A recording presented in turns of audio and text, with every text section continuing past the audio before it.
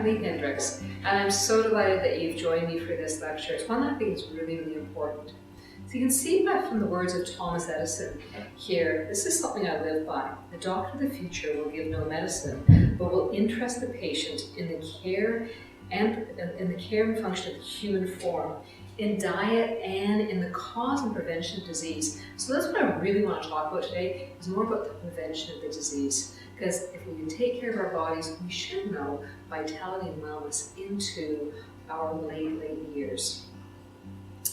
When we're talking about wellness and about the body, going right back down into basics, into the requirements of the cell, that's when we're going to find out a lot about how the body works. So let's just break it down. We've got these trillions and trillions of cells in our body. They each have 3 basic needs. And those needs are energy, protection, and resilience. So first off, let's take energy. Why does a cell need energy? Well, it needs energy to do work. And that work could be reproduction, it could be healing, could be chemical reactions, who knows? But it's the work the cell was designed to do. It needs protection because you know what? Those individual cells, they live in an incredible world. They're surrounded by intercellular fluid, there's all sorts of nasties out there, there's a changing environment constantly, and they've got to be protected from that outside world. So that cellular wall is separating the internal organelles of a cell from that exterior world. And finally, the cell needs resilience. It needs resilience because there's constant change. Every time I drink a bit of water, eat something, whether that something is good or bad, changing temperatures, I'm changing the environment that cell lives in on a continuous basis. So the cell needs to be able to adapt. It has to have that resiliency. So energy, resiliency, and protection are the 3 things that every cell needs. And if we can give it that, we're going to have a healthy cell. On the other hand, what are the causes of cellular damage? What's breaking down those cells, which is obviously going to lead to disease? Well, big E is poor nutrition, inflammation, and toxicity. Toxicity is in our environment all around us. Anything that goes on your skin is absorbed into the skin. I was reading a statistic the other day, 75% of what we put on our skin goes in. So read the labels on your personal care products. And in our environment too, obviously.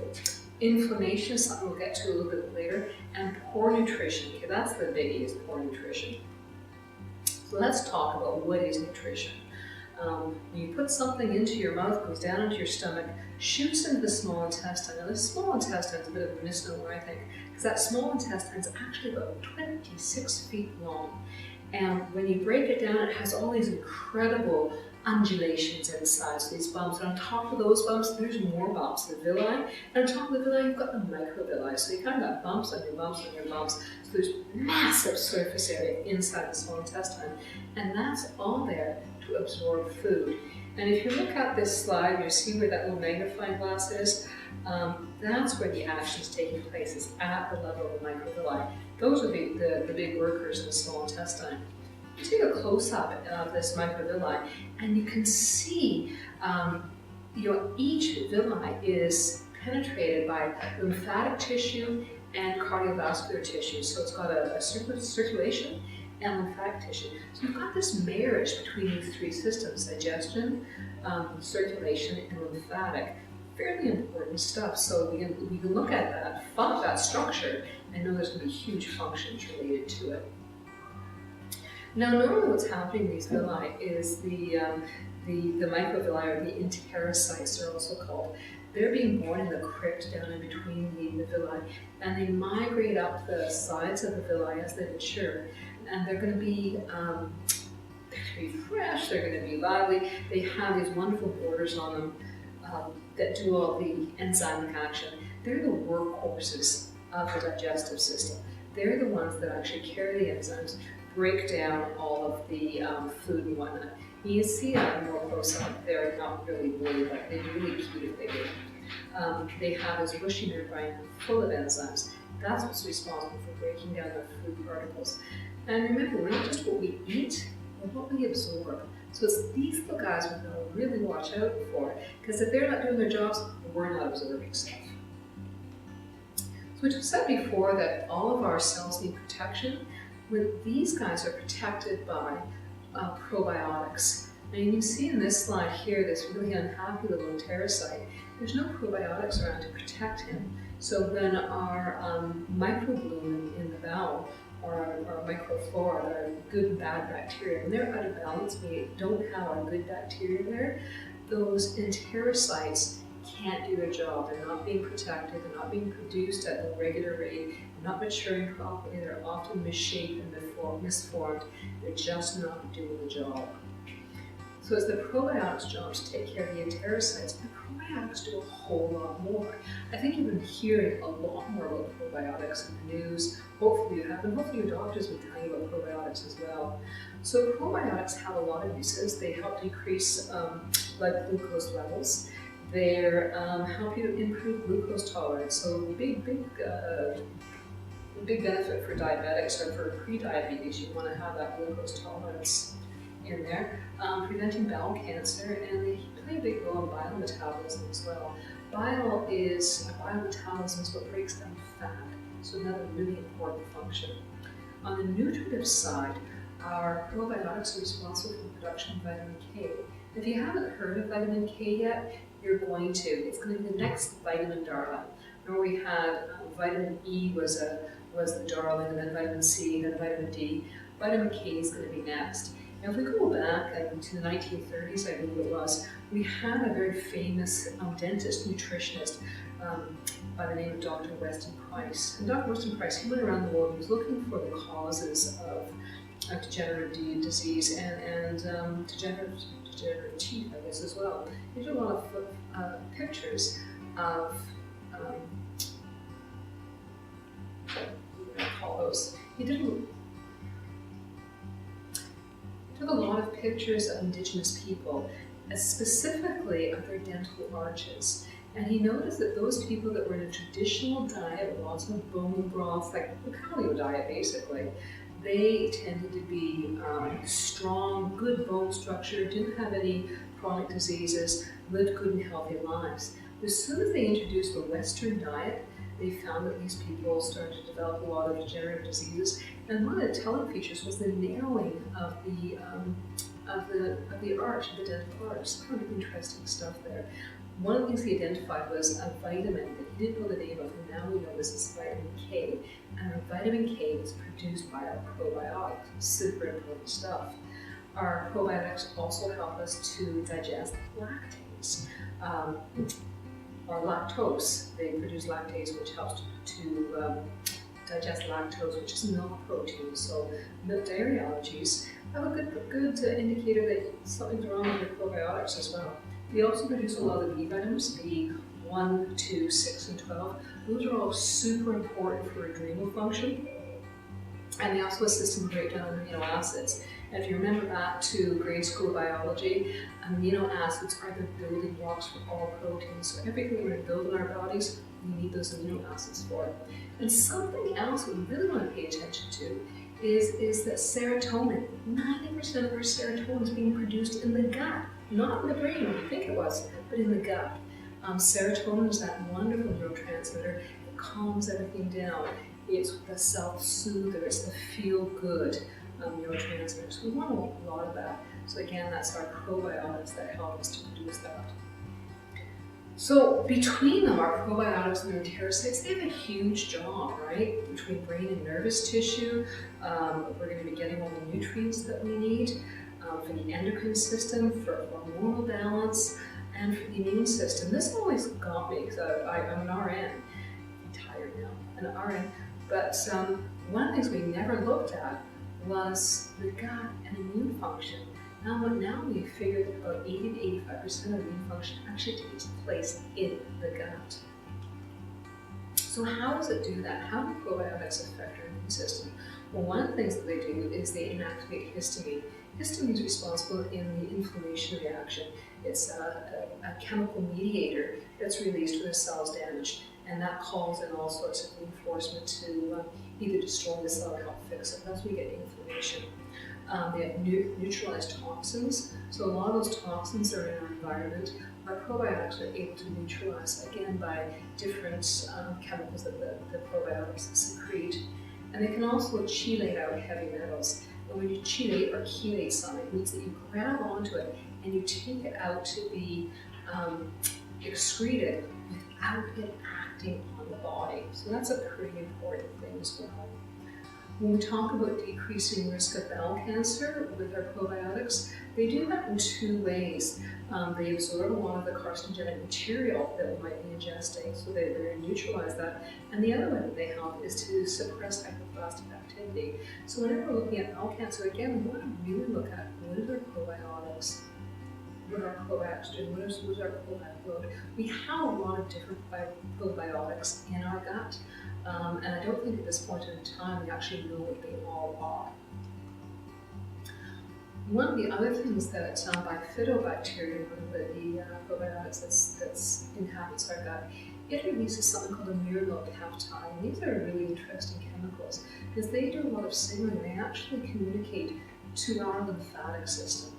And they tell our lymphatic system to stimulate lymphocyte production. And that lymphocyte production is going to have this cascade effect of producing some immunoglobulins, specifically some secretory ones. And those immunoglobulins are what help maintain our mucous membrane. Now the mucous membrane, just think about that for a second. Where is it? That mucous membrane is running from our mouth right through to the other end. We also have some mucous membrane around our eyes. Anywhere we open to the external world, we have a mucous membrane. And that's because this is an area of heavy protection. This is the first interface with the dangerous external world, at least dangerous from a germ perspective. So getting a lot of protection in our mucous membrane. These are the big soldiers, right? So we want to support a healthy mucous membrane as a part of a healthy immune system, as the primary defense barrier. The other thing that probiotics do is they tend to have a conversation with our lymphatic tissue, and they help teach the lymphatic tissue, specifically some of the white blood cells, the macrophages and neutrophils. They teach them self from non-self. So those macrophages and neutrophils are white blood cells that go around the body and they kind of gobble up bad guys. But if they don't know who a bad guy is and who a good guy is, we could end up with autoimmune diseases, right? So we see a lot of autoimmune disease when our probiotics are out of whack. Let's stay here for a second. So I'm going to just tell you a little story right now. My story is I've got multiple sclerosis. Now, if we go back in time, or back in my time, apparently I was a bit of a sickly child and had a lot of antibiotics. And what do antibiotics do? They clean everything out of your gut. So here I was without that protection of my probiotics, winding up with multiple sclerosis eventually. Now I did a lot when I was first diagnosed, because at that point in time I was told that I would be in a wheelchair by the end of the year and I would never walk again.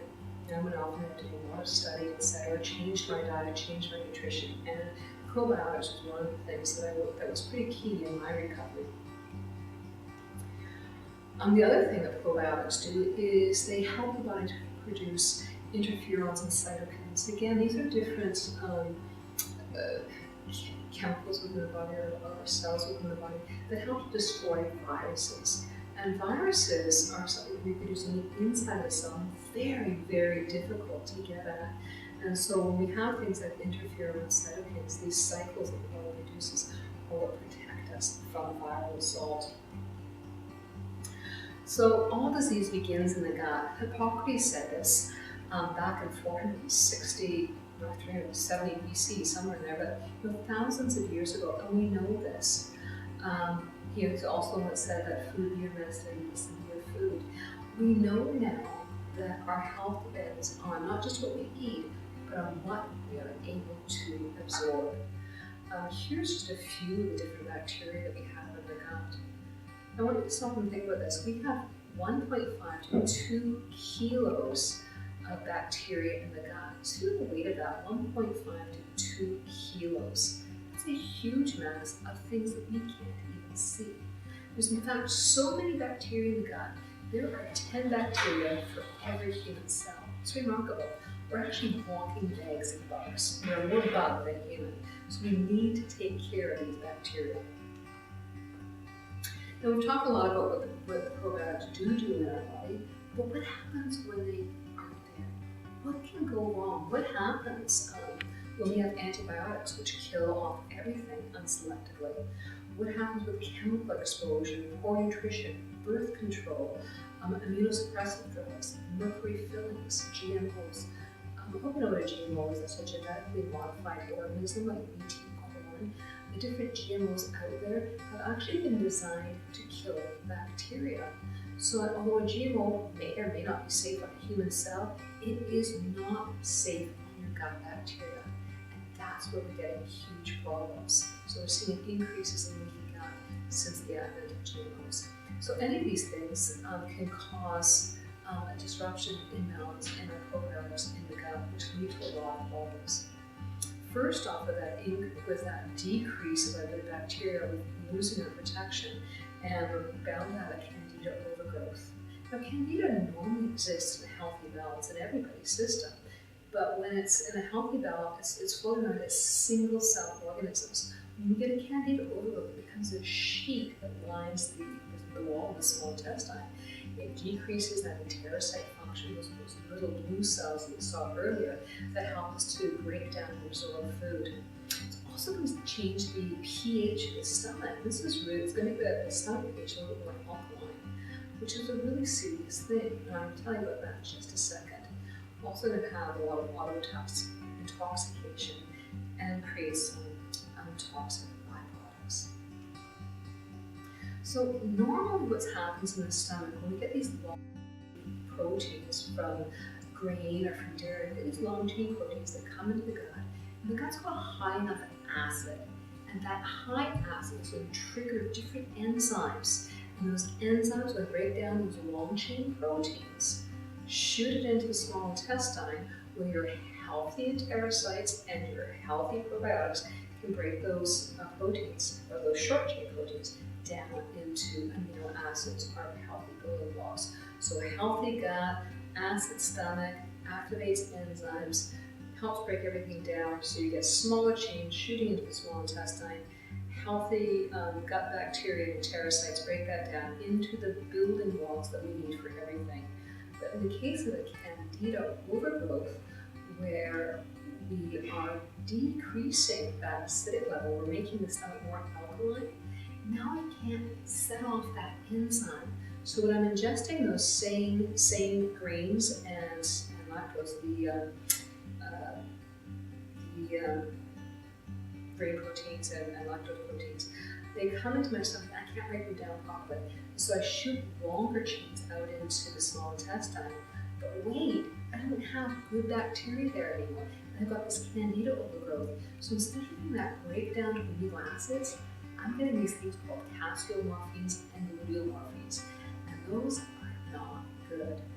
We actually see an increase in casomorphins and luteomorphins in things like autism, schizophrenia, ADHD, psychosis, depression, autoimmune diseases. Just think that whole scope of autoimmune diseases. So we're seeing all of this associated with those increases in casomorphins and luteomorphins. But there's more. When we have our carbohydrates, we're ingesting those carbohydrates, and they normally go through this wonderful process called glycolysis.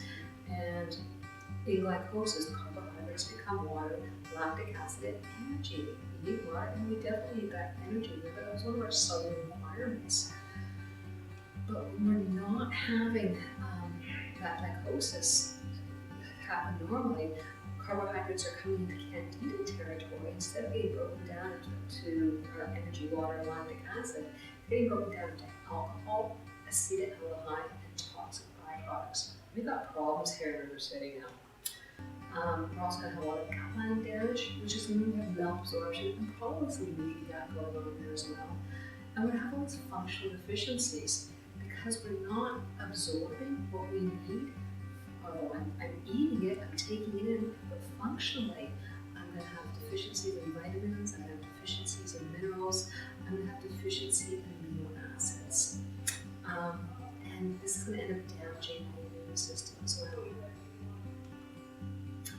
So candida produces alcohol. It's one of the things it does, which we know is toxic to the the liver. So here we have this liver that's being faced with a bit of a leaky gut, all sorts of increased toxins coming in through the gut, and we're adding a further assault of putting alcohol on it. So the liver is being compromised for doing its job of detoxifying the body. So all the drugs, all the pollutants, all the toxins that are coming in are going to have increased toxicity to them. When we look at liver damage, not only do we have a decreased ability to detoxify things, one of the liver's other jobs is to recycle things. So not only getting used body parts, sounds like hemoglobin, different things like that are coming in to the liver where those complex structures are broken down and the parts are used. But if we can't do that, we can't recycle what we already have. We're absorbing new stuff. So we end up with a lot of deficiencies going on because our liver has been impacted by this candida overgrowth as well. And this can lead to a lot of behavioral problems as well. Acetaldehyde is the other byproduct of candida overgrowth. And what acetaldehyde does, it blocks the cellular receptor sites for thyroid hormone. Now, whenever we have a hormone or something running action on a cell to send a specific message and do something, the outside of the cell is covered with cellular receptors, or with receptor sites. And these hormones or any chemical messenger will go on, land on that receptor site, and through a chemical series of messaging, that message gets into inside the cell. But if it can't land on the receptor site, I can't get my message in. So then I have a functional thyroid deficiency. I could have all the thyroid hormone I need, but it's not getting to the cell. So brain damage, some things we see is decrease in self-control, decreased coordination, poor speech development, aggression, mental retardation, memory loss, stupor, nerve damage, altered senses, muscle damage, brain fog. Anybody out there ever suffer from brain fog? That's another one of the candida kisses. And there's more to this. It's not just you that candida overgrowth is going to affect. It's also going to be your children. There's generational cycles with the candida overgrowth. So unfortunately, all those products that we talked about, all those byproducts of candida overgrowth, like castor morphines, morphines, acetaldehyde, alcohol, etc., those cross the placental barrier and they affect the growing and the growing child. There was another study done back in the 1930s called Pottinger's cats. Now, Dr. Pottinger was actually doing animal experimentation to look at adrenal function. He had several cats, and they were all undergoing multiple surgeries to see what was happening with their adrenals. So Dr. Pottinger, being a scientist, kind of figures, okay, I'm going to study these cats as things go along. And he did a 10-year generational study on these cats. He split them into groups, and I decided to feed one group like a scientifically studied cooked diet, and the other group he did a raw food diet with. Now, the raw food diet kitties, they just acted like kitties. They would produce more kittens, and they were kind of affectionate and cute and cuddly, and they would grow up and make more kittens, and the cycle would repeat. The other cats, the ones that were fed this highly developed scientific cooked diet, they found that the next generation, the cats were actually, it was elongated forearms. So they were seeing some skeletal changes. Do you remember back when I was talking about Dr. Weston Price, when we talked about the skeletal changes in humans of the jaw when we introduced coordination? Well, we're seeing something very similar here in the cats when we're introducing a different diet, not a natural diet, but a processed diet, basically. So the first generation, we're seeing this change in the skeleton, but in subsequent generations, we're seeing more infertility in the cats, more stillborn kittens, and the cats are becoming aggressive, they've got behavior difficulties, etc. They found that by the 5th generation, the cats were no longer reproducing. And that's pretty scary, so the cats became infertile. The good news is that when we changed the cats' diets, they got better. We did resume making more babies, having more kittens, and those kittens born to healthier moms were not as challenged as the kittens of the unhealthy moms. So what happens with our kids? When our kids are born with candida overgrowth, and one thing I want to caution you, if you've had a C-section, if you're a child born by C-section, they're not getting inoculated with mom's bacteria, because normally when they're going through the vaginal canal, there's an inoculation that happens there. And then again with breastfeeding, they're getting inoculated with mom's bacteria. So mom is responsible for baby's bacteria. And it's usually about a 28-day inoculation period. So that colostrum that they're getting in the first bit of mother's milk, super, super important for populating the child's gut with good bacteria. Some of the things that we're going to see with kids that have a candida overgrowth are constant colds, irritability, asthma, skin rashes, hyperactivity, sleep problems, digestive issues, attention deficits, and ear problems. This really gets me into ear problems. What do we do when a child has ear problems? Give them antibiotics. What do those antibiotics do? They kill off what good gut they do have. So we really have a problem here with our use of antibiotics. Don't get me wrong. If I need antibiotics, I want to be able to take them, but I want to make sure I'm going to take care of my bowel health at the same time. I'm going to take care of my probiotics too. Some common symptoms that we're going to see for candida overgrowth are sugar cravings, bothered by fatigue, headaches, depression, food sensitivities, muscle aches and pains, chemical sensitivities, memory loss. Who here goes to the kitchen and forgets what it was they were going to get? How often do we do that? It's not just aging, it's a product of what's going on in our bodies. Seeing more and more digestive symptoms, asthma, tingling, sinusitis, acne, and chronic hives. These are all things we're going to see when we have a healthy gut. It's a huge connection between gut, skin, brain, organs. So whenever we're seeing stuff, think of the gut.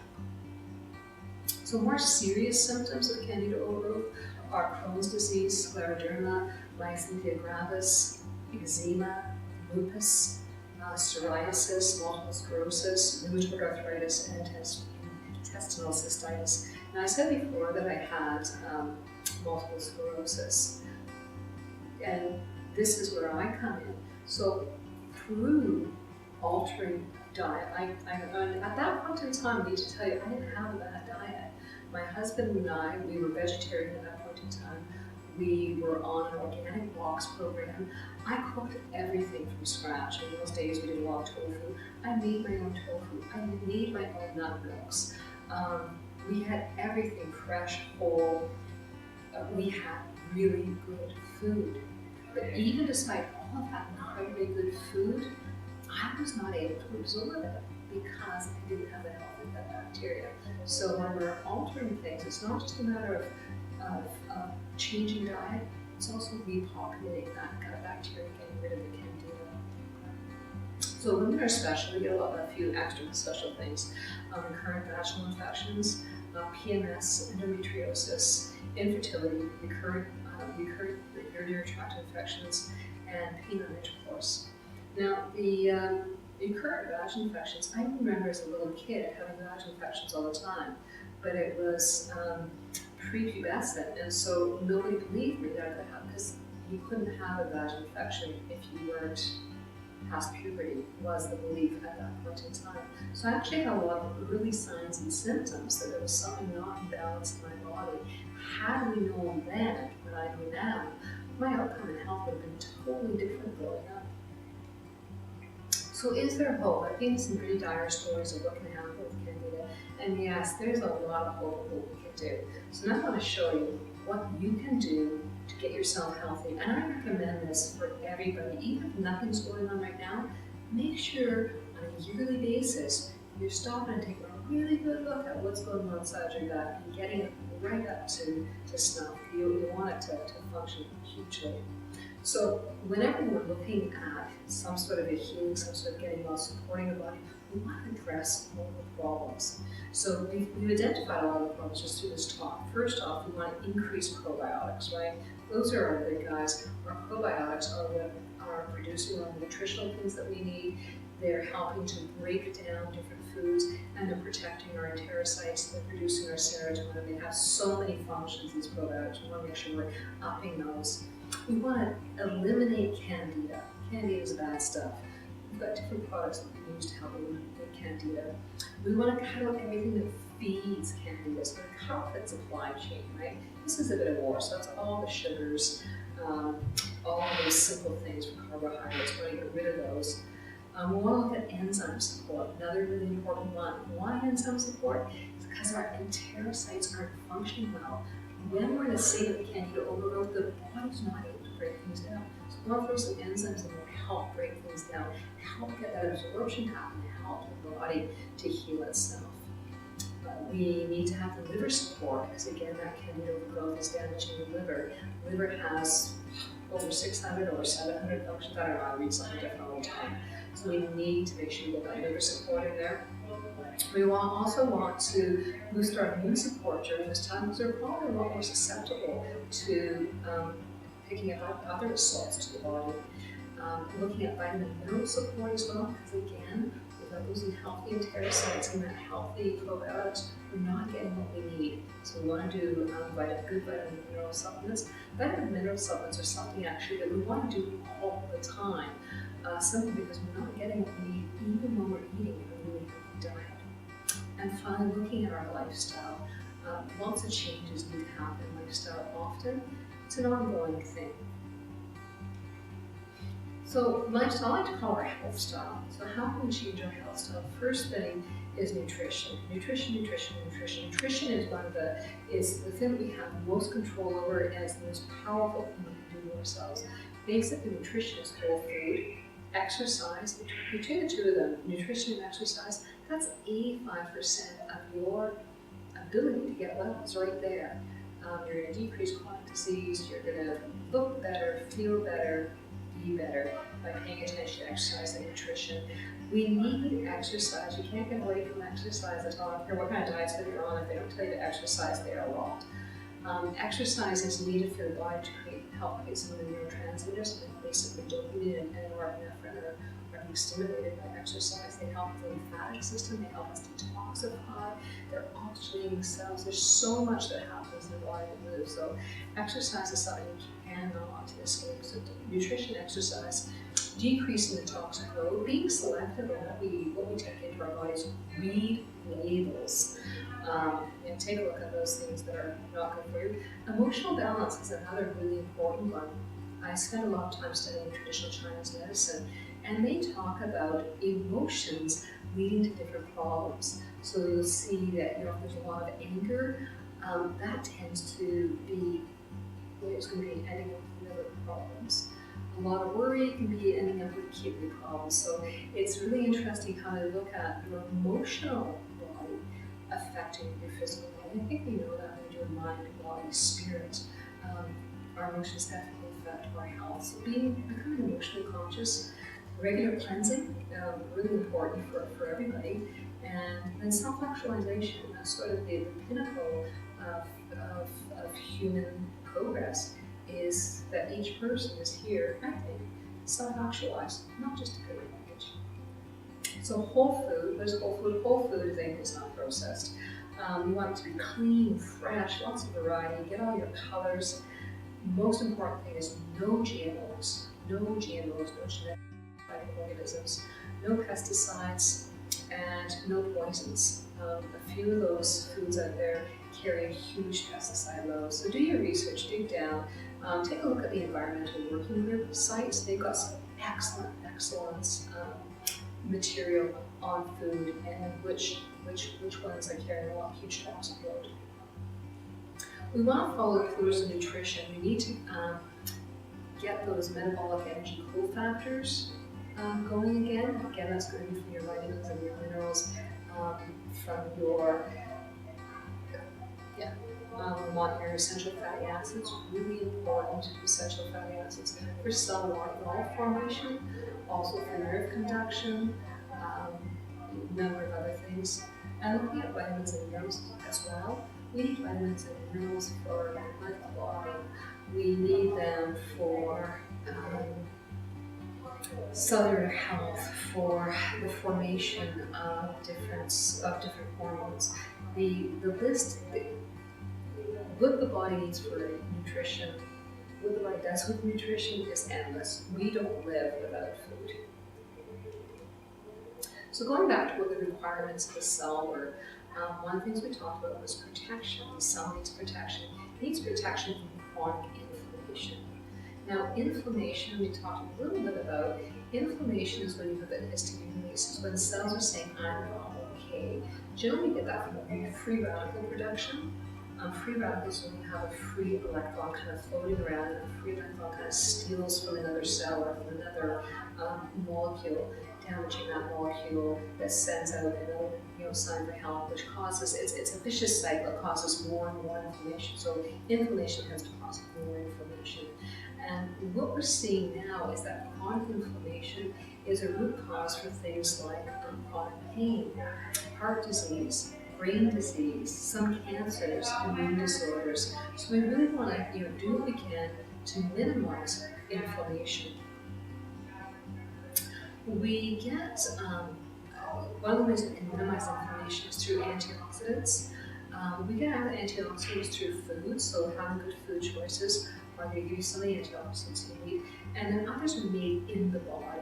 So again, supporting the body to do its job is going to give you a lot of antioxidants. Those antioxidants, what they're doing is helping the body to decrease the release of free radicals.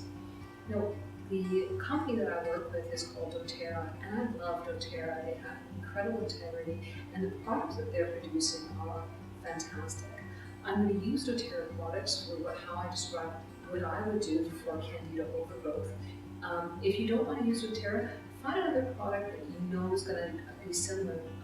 Don't know what you'll find out there, but this one, the Alpha CRS, is one of my favorite products. It's an incredible one. What Alpha CRS does, it actually helps with creation of new mitochondria. Mitochondria are little engines in the cells that do work. And so you're feeling an increase in energy. Not only that, it causes the mitochondria to clean better, so it's a decrease in antioxidant production. That decrease in antioxidant production is going to be a decrease in inflammation. Really, really important stuff. I'm using all food grade factors in there to create these, to create the antioxidants. There's also a lot of cofactors in there for the efficient functioning of the body in the CRS.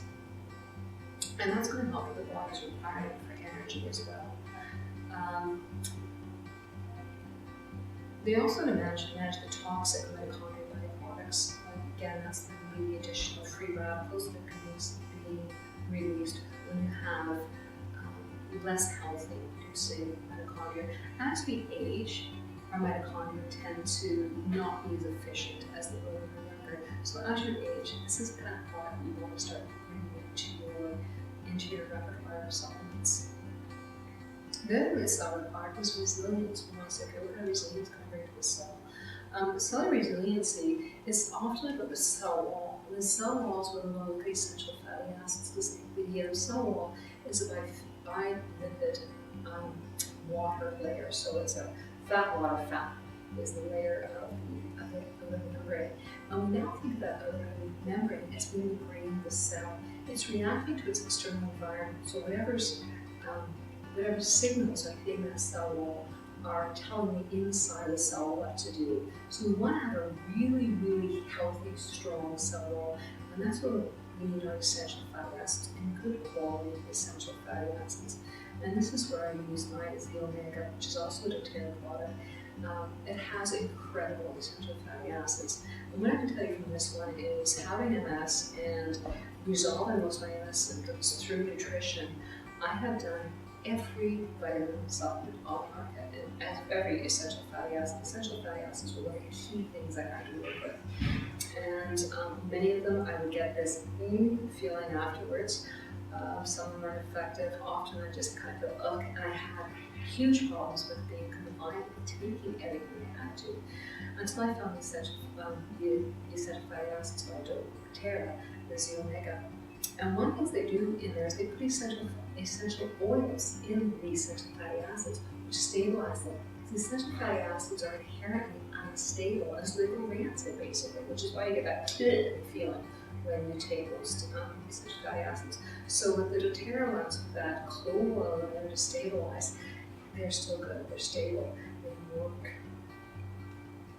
The other thing we talked about was needing that vitamins and minerals. Because of all the functional deficiencies that we're going to have, we need the vitamins and minerals. We don't need super mega doses, we need them in what the body requires. What I love about the systems that doTERRA has, that they have these fabulous delivery systems built into the capsule wall of the vitamin minerals. So everything's going through the intestinal wall into the lymphatic system, into the blood system. So we're getting all those vitamins and minerals that we need. So together this is called the Lifelong Vitality Pack, and it is the best bang for your buck I think you're going to see anywhere. So these are my top three, and I use this all the time, and I can tell you my energy levels since I started this product has just it's been fabulous. The ORAC scale, which is the oxidation reduction scale, basically is, I don't know if you know what these numbers what these numbers are, but basically if you look at that, you go, wow. Something like blueberries has an antioxidant score of 222, and that's considered really, really high. The antioxidant score in these three products together is off the chart. So again, lots of anti-inflammation is going on here. The antioxidant protection is so necessary. And we're seeing a lot of other of the antioxidant important blends in there. So we've got polyphenol blend, which is an alpha blend. We're seeing a carotenoid blend, the alpha lipoic acid, coenzyme Q10, antioxidant essential oils, antioxidant vitamins and minerals. All of these things, there's a lot of attention going into that whole inflammation piece. When you have a candida overgrowth or any kind of overgrowth like that, you are going to have inflammation. Whenever you have gut problems, you're going to have inflammation. So we need that antioxidant action in the body as well. We talked about enzyme support, and here I like to use Terrazyme. Now Terrazyme has multiple types of enzymes and building blocks for enzymes, so it can break down the food, making it available for absorption. And the interesting thing about Terrazyme, when you take it on an empty stomach, those enzymes that are absorbed in the body do work elsewhere. Every chemical reaction in the body has an enzymic factor in there to help it take place. So we need enzymes throughout our system to do a lot of different work. Curiously enough, we've seen enzyme support being really effective for people of Asian descent with strange types of eczema. They don't tend to respond as well to traditional methods of treating eczema. We found that when they get on enzymes, like a Terrazyme product, it supports their body to heal and get rid of this the enzyme, the eczema, which I thought was really, really interesting. Rule of thumb, when you're taking enzymes or taking the Terrazyme, you want to do 3 capsules for cooked food. Sometimes as soon as food goes above 118 degrees, you're killing all the natural enzymes in there. Raw food, you just want to take 1. The next part I want to look at is probiotics, or PB Assist. Incredible probiotics there. A real mix of different types of probiotics as well. Really important stuff in there. Now, whenever I'm traveling, I make sure I take this with me. When I'm at home, we make our own kefir, we make our own sauerkraut, we make our own yogurt. And if you're going to do that, great. Feel free to make your own, but I think you also need some of these other probiotics. One of the things I really love about this product is its capsule protects it, gets it through the stomach, so it's released in the small intestine, and it has a prebiotic as well, so it's got something in there to feed the probiotics so they can start to do their job. So super important stuff with probiotics. I take them all the time. I want you to make sure you really take them after antibiotics. So anytime you're something like antibiotics, pay attention for the next 28 days. Next 28 days after antibiotics, you are focused on getting your gut healthy again, okay? Other one is Eliminate Candida, and this is GX Assist, another brilliant product. Now in this product, we have caprylic acid and a lot of essential oils. The caprylic acid and the essential oils together are going to kill off nasty pathogenic bacteria in there, as well as killing off the candida. Now this one is going to take in short stretches. You don't want to be on this one all the time, okay? But for a cleanse, you're certainly going to do this. Now, some people will recommend that you take first one, take this, the GX Assist for say 10 days, and then the other one for 10 days, the PB Assist for 10 days. Doesn't quite make sense to me. I take them both. I'll take the GX Assist in the morning and the PB Assist at night. So what's happening when you take this GX Assist? It's killing off lots of the candida, killing off lots of the nasties. But then they start to grow again. So as soon as they're all killed off, I'm going to throw in my good guys, my heroes, to repopulate that intestinal wall. So I'm going to get some, so that I can fight back and take back territory. If you're getting too much in the die-off, you might start to feel ucky, have different symptoms going. Maybe you wake up high, feel really high, feel really tired, get headachy, etc. Make sure you're drinking lots of water during this process. If it becomes too much, back off a little bit, okay? Liver support, again, super important. Now, Xendocrine oil is one of my favorites. This is it's a beautiful oil. You can either purchase this oil in capsules and just ingest it, or you can take the oils, put a few drops on your hand, and just rub it over your liver for absorption. Because anything we put on our skin, remember, is absorbed anyway. So essential oils tend to absorb the skin really well. Just doing a little bit of massage and keeping your hand over some warm will help. In the Xendocrine blend, we have clove oil, which is a really powerful antioxidant, one of the most powerful antioxidants known. We have grapefruit oil. It's a wonderful one for adrenal support and kidney support, really important stuff again. And then we'll look at rosemary, again, endocrine support, all this endocrine function that we want to have, that communication, the body working well. And then geranium oil, which is super for the liver.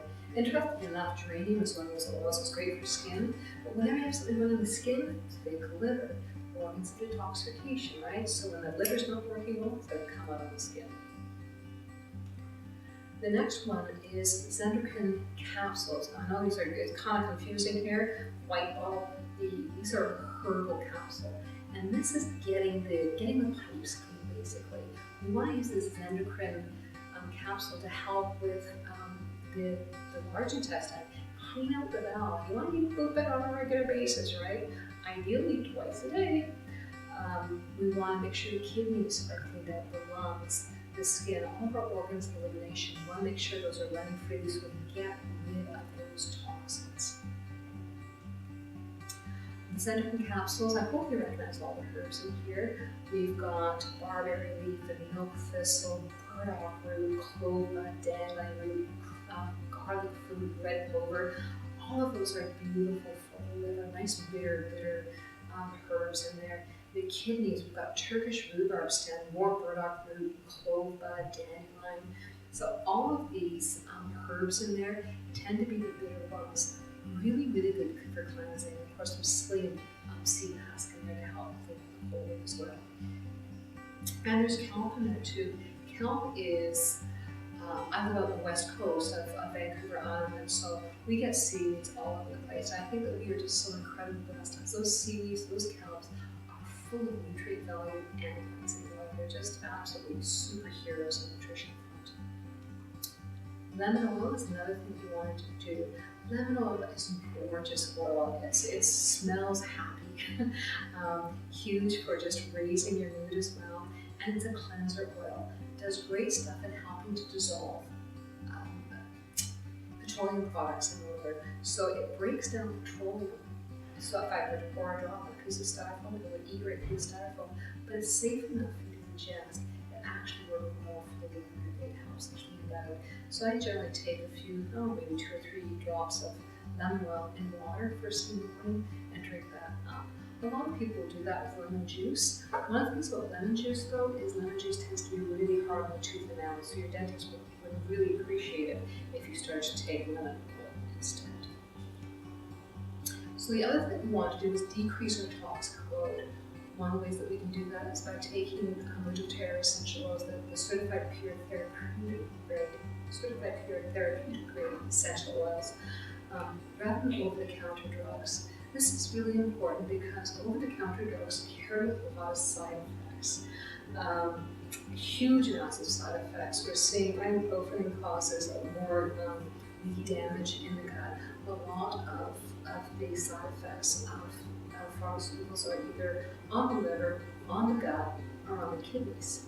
So when we can use an essential oil instead and have it support the body and heal, it can be a really positive thing. Again, we want to make sure we're using, I want to make sure you're using the doTERRA essential oils. At least 75% of the oils that you see on the shelves are adulterated somehow. So finding a certified pure therapeutic grade, you have to have a high grade essential oils. Don't bother.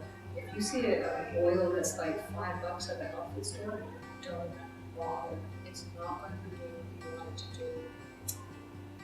And when we start using essential oils, we have really positive environmental effects as well, which always makes me happy. Looking at other ways to decrease the toxic load is what kind of products we use on our skin. So we have a lot of skin products that we can use that are toxin free. Again, environmental working group is a great one to check out different chemicals.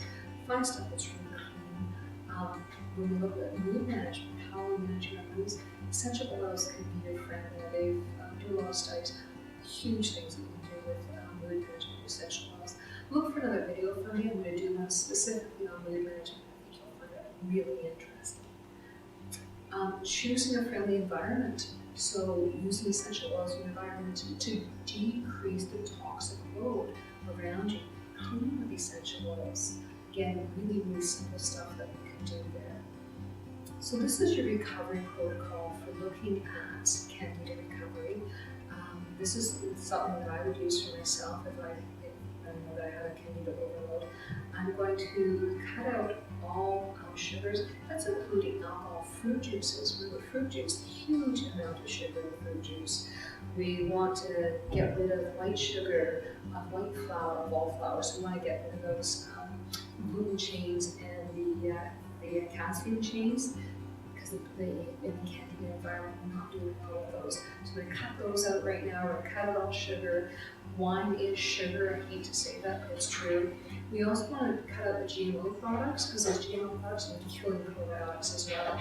We're going to stay away from other chemicals, antibiotics, and pesticides. Again, all those things are either hurting our good guys or promoting Candida. Drink 80% of your body weight in water. It's going to help 80% of your body weight in ounces of water. It's going to really help flush things out. And all your cells need water. We need to be hydrated. Use that lifelong vitality pack, the CRS, essential fatty acids, the omega, and those supplements. They're just bang on. Looking at enzymes, use the Terrazyme each day. Looking at a probiotic, to use that PD Assist. We have something that will kill the Candida, so GX Assist is great for that one. And then Zenapine oil in capsules to help support the liver and clean out all the organs of elimination. And then lemon oil, or another one that called Slim and Sassy, will help again clean the liver. And Slim and Sassy has the added benefit, it also helps to stabilize blood sugars. So thanks so much for listening, and I hope you'll join me for some further videos, and I really look forward to having you live a healthier